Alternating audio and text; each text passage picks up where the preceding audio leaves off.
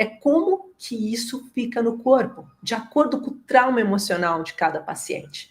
E aí você vai aprender a ter uma ferramenta que permite você investigar o seu paciente de forma exclusiva.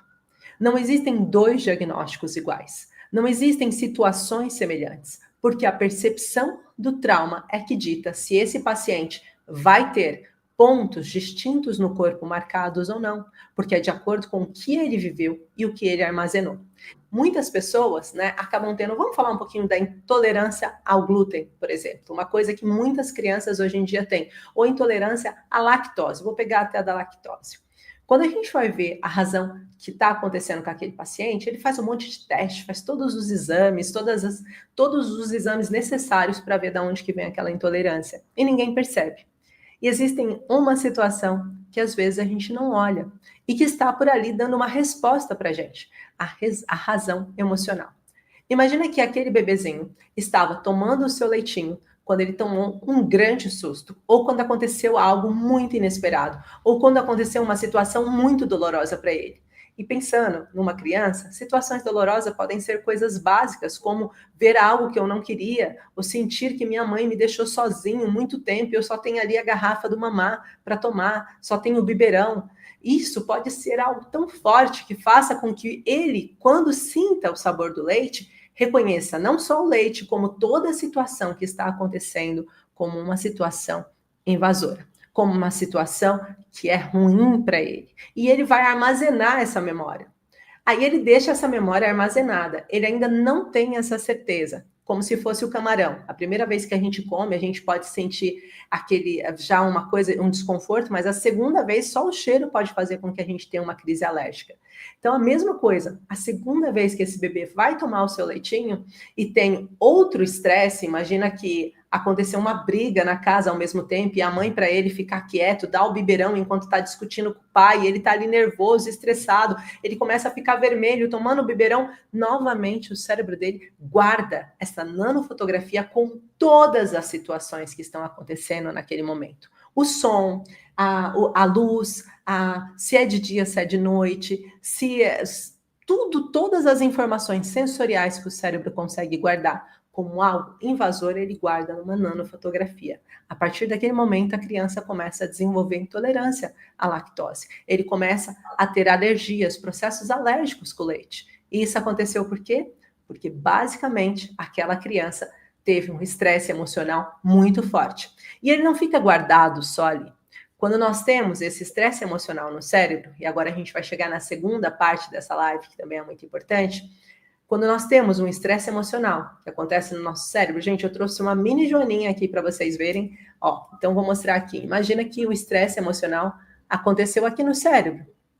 A partir do momento que eu tenho um estresse emocional que aconteceu aqui, o meu cérebro, na parte em que ficou o estresse emocional, relacionado ao escudo, ao folheto embrionário, vai impactar também os órgãos físicos que estão relacionados.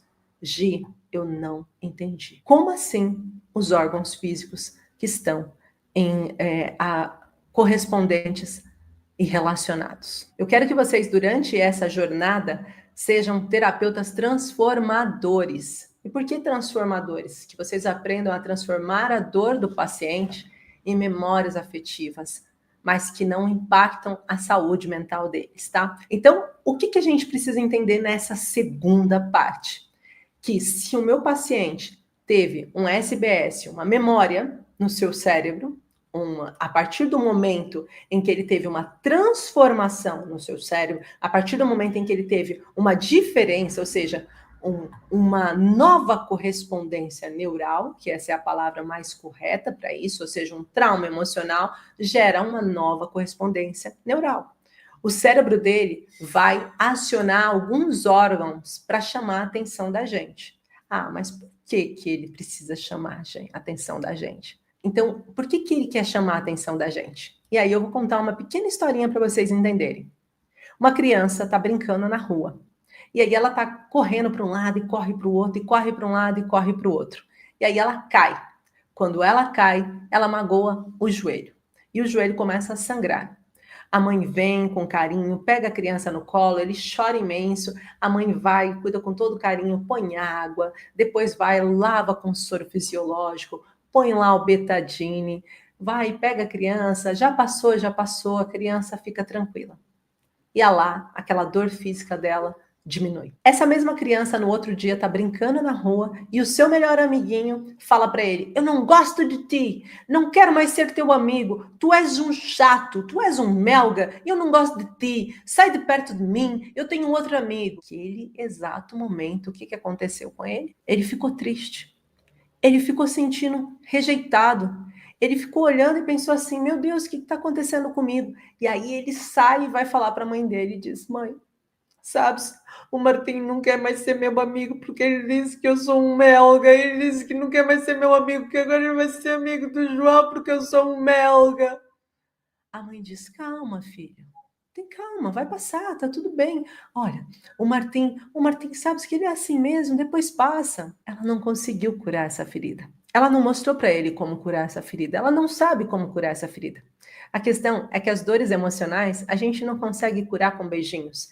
Então, o nosso corpo sabe disso, terapeutas. O nosso corpo sabe que ele não consegue curar feridas emocionais sozinho e que a gente não liga para as feridas emocionais da mesma forma que nós ligamos para o magoado, porque nós aprendemos a desvalorizar nossas emoções. E com isso nós vamos vivendo e aprendendo a desvalorizar. O que acontece é que chega uma altura que o seu corpo diz assim: ei, peraí, até quando que eu vou continuar sendo pisado?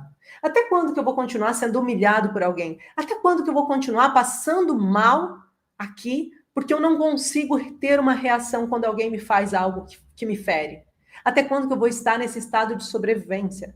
E aí o corpo começa a chamar os órgãos físicos para se relacionar. Aí ele chama os órgãos físicos para que vocês consigam compreender. Então, vou mostrar aqui na maquete para ficar mais fácil. Se a gente olhar aqui para a maquete, a gente tem o cérebro e cada área do nosso cérebro está ligado a um certo tipo de órgão físico.